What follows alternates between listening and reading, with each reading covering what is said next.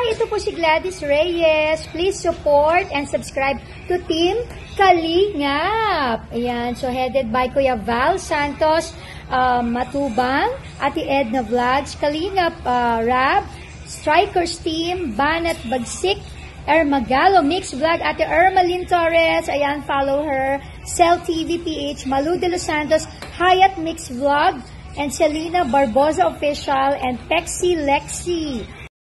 Hi! Andito na naman tayo uli, mga kalangga ko dyan, mga kasisi ko. At magluluto tayo ng stir fry na broccoli. At ito yung sangkap natin sa sauce natin doon sa lulutuin natin.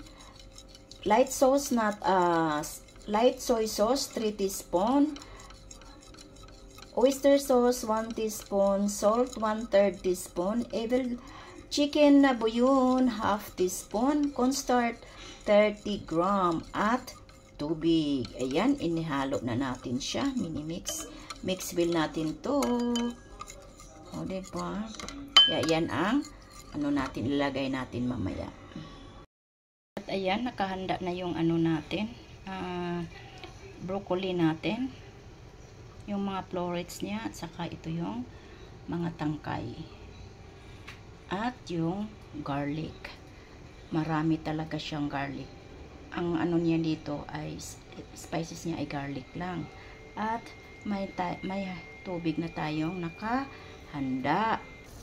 Ayan, yung tubig natin, nilagyan ko siya ng vegetable Maggi cube para magkalasa instead na asin ang ilalagay natin. At ngayon lalagyan natin ng olive oil para doon sa broccoli. At unahin natin siyang pakuluan ng 3 minutes lang yung tangkay kasi matigas. Sunod natin maya konti yung florets niya. Ayan, hanguin natin siya. At isusunod naman natin yung florets ng broccoli. Okay. Ayan siya.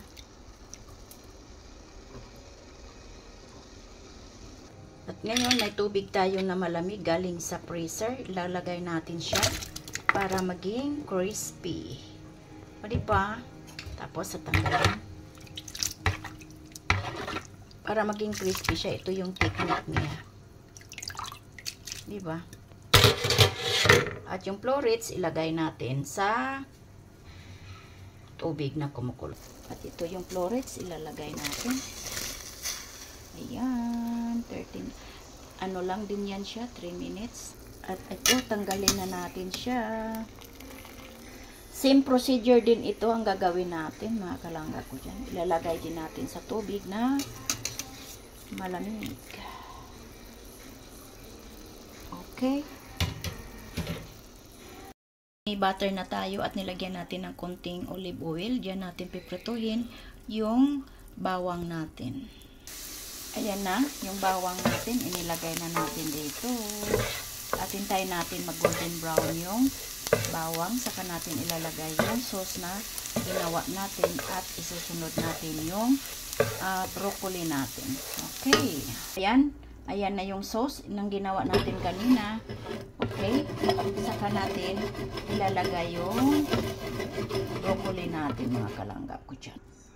Ayan, nilagay na natin siya, mga kalangga ko dyan. Oh, diba? At isunod natin yung florets niya. Ayan na siya, mga kalangga ko dyan. Oh, mukhang yummy yummy. Diba? Ayan, ilalagay na natin to sa plato para mananghalian na kami, mga kalangga ko dyan.